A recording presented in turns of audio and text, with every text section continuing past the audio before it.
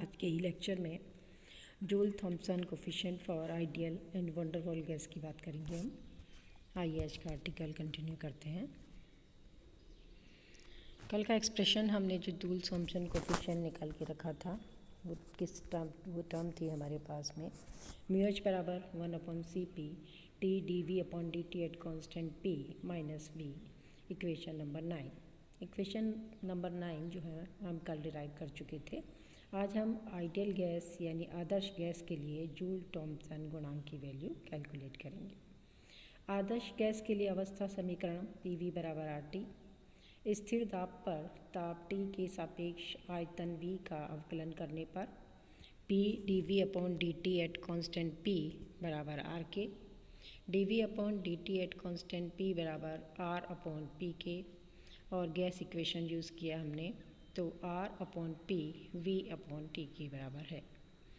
इस सारी चीज़ की वैल्यू आप यहाँ इक्वेशन नंबर 9 में हमसे सब्सिट्यूट कर दीजिए। D V by D T at constant P की वैल्यू तो वी बाई टी है। यहाँ देखिए, यहाँ इक्वेशन में वैल्यू सब्सिट्यूट करने के बाद दिखाया गया है। तो म्यू एच बराबर है 1/CP T D V upon D T minus V is 0। T से टी कैंसिल हो गया, वी माइनस वी 0 वैल्यू देता है। तो आपने क्या देखा, आदर्श गैस के लिए जूल थॉम्पसन गुणांक का मान 0 होता है, अर्थात आइडियल गैस को पूरक प्लग से नियत दाब पर गुजारने पर ताप में कोई परिवर्तन नहीं होता है।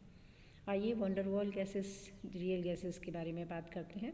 वंडरवॉल गैसेस के लिए जूल थॉम्पसन गुणांक की वैल्यू कैलकुलेट करना। वास्तविक गैसों के लिए अवस्था समीकरण वंडरवॉल समीकरण के द्वारा व्यक्त किया जाता है, इसीलिए वास्तविक गैसों को वंडरवॉल गैसेस भी कहते हैं। इसकी अवस्था समीकरण P plus A upon V square V minus B बराबर आर टी की होता है। P plus A upon V square बराबर R T upon V minus B के है। इस नियत दाब पर T के सापेक्ष अवकलन करने पर पहली टर्म आपको 0 वैल्यू दे रही है, T के सापेक्ष P आपका पास स्थिर है। सेकेंड टर्म का डिफ्रेंशिएट करने पर -2a upon V cube D V upon D T at constant P के बराबर आया, बराबर आर वी माइनस टी। यहाँ पर T डिपेंडेंट और V डिपेंडेंट टर्म आपके पास है, तो यहाँ पर दो टर्म आपको मिलेगी, minus R T V minus B का whole square D V by D T. इस इक्वेशन को आप सेट कर लीजिए। R T V minus B का whole square -2a upon V cube D V upon D T at constant P बराबर R upon V minus B की।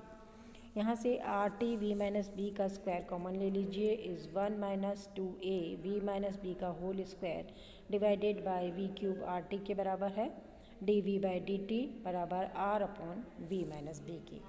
T D V upon D T at constant P से separate कर लीजिए और जो बाकी term है उसे नीचे ले जाएंगे इक्वेशन के।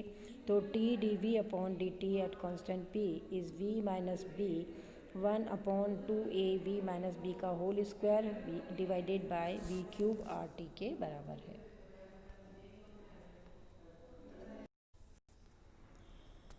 आर टी से डिवाइड और मल्टीप्लाई कर दीजिए तो ऊपर की टर्म आपके पास यानी R T V minus B, नीचे आपके पास है R T -2a upon V cube V minus B का whole square. Are T V minus B R T 2a upon B के बराबर है ये टर्म।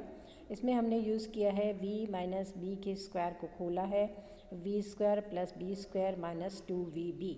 डिवाइड आप कर लीजिए, वी स्क्वायर आप कॉमन ले लीजिए, तो वी स्क्वायर आपने कॉमन लिया, वी स्क्वायर से वी क्यूब जो है नीचे पावर v बना रहा है, और बाकी जो टर्म है उसमें हमने V is very greater than B use किया है, तो उन टर्म को हमने नेगलेक्ट किया है। तो ये टर्म हमारे पास R T V minus B R T -2a V के बराबर है। T D V upon D T की वैल्यू हम निकाल रहे थे, V minus B 1 - 2a V R T के बराबर है। यहाँ पर आर टी अगेन कॉमन लेकर के ऊपर के आर टी से कैंसिल किया गया है, तो आपके पास रिजल्टेंट टर्म आ रही है T D V upon D T at constant pressure is V minus B 1 - 2a V R T inverse. Binomial expansion से इसे एक्सपेंड कर दीजिए। बाइनोमियल एक्सपेंशन से एक्सपेंड करने के बाद में T D V upon D T at constant P is V minus B 1 + 2a upon VRT के बराबर है। दोनों ब्रैकेट्स को मल्टीप्लाई कर लीजिए, आपके पास 4 टर्म्स आ रही है, V minus B 2a upon RT minus 2ab upon VRT। 2ab upon VRT अन्य टर्म की तुलना में नेगलेक्ट है, अतः इसकी उपेक्षा करने पर T D V upon D T at constant P बराबर V minus B 2a upon RT के बराबर है।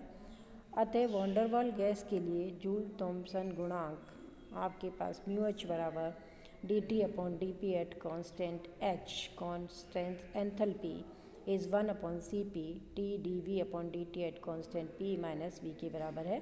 ये इक्वेशन नंबर 9 हमने लिखी है उसी को। उसके बाद आप इसके अंदर वैल्यू सब्स्टिट्यूट कर दीजिए। 1 upon Cp V minus B 2a upon RT जो हमने ऊपर वैल्यू निकाल रखी है, T D V upon D T at constant P उसकी वैल्यू यहाँ सब्स्टिट्यूट कर दीजिए, माइनस V टर्म से V टर्म कैंसिल हो रही है। 1 upon Cp 2a upon RT minus B के बराबर आ रहा है वॉन्डरवॉल गैसेस के लिए जूल थॉम्पसन कोफिशिएंट। यह समीकरण वॉन्डरवॉल गैस के लिए जूल थॉम्पसन प्रभाव को व्यक्त करता है। इस समीकरण से स्पष्ट है कि यदि 2a upon RB greater than T है तो μH धनात्मक होगा तथा दाब में कमी करने पर ताप में भी कमी होगी, अर्थात पोरस प्लग से गुजरने पर गैस शीतलन प्रभाव उत्पन्न करती है। 2a अपॉन RB छोटा है T से, उस कंडीशन में μH की वैल्यू ऋणात्मक होगी। दाब में कमी करने पर ताप में वृद्धि होगी, अतः इस स्थिति में पोरस प्लग से गुजरने पर गैस के ताप में वृद्धि होगी, अर्थात गैस में तापन होता है। 2a अपॉन RB बराबर T के यानी μH 0 के बराबर है, अर्थात इस ताप पर गैस को पोरस प्लग से गुजारने पर जूल थॉम्पसन प्रभाव 0 होगा। चूँकि इस ताप पर जूल थॉम्पसन प्रभाव की दिशा बदलती है, इसीलिए इस ताप को टेम्परेचर ऑफ इन्वर्जन व्युत्पन्न ताप भी कहते हैं। 2a अपॉन RB को Ti से निरूपित किया करने पर इस μH की फॉर्म क्या चेंज हो जाती है, μH बराबर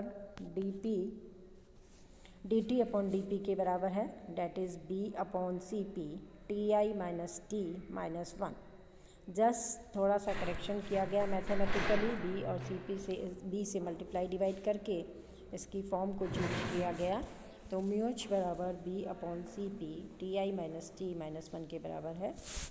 हाइड्रोजन और हीलियम गैस को छोड़कर अन्य अधिकांश गैसों का व्युत्क्रम ताप सामान्य ताप से अधिक होता है। सामान्य ताप पर इन गैसों को पोरस प्लग से गुजारने पर शीतलन प्रभाव उत्पन्न होता है। हाइड्रोजन और हीलियम गैसों का इन्वर्जन ताप सामान्य ताप की तुलना में बहुत कम होता है, अतः सामान्य ताप पर ये गैसें तापीय प्रभाव प्रदर्शित करती है।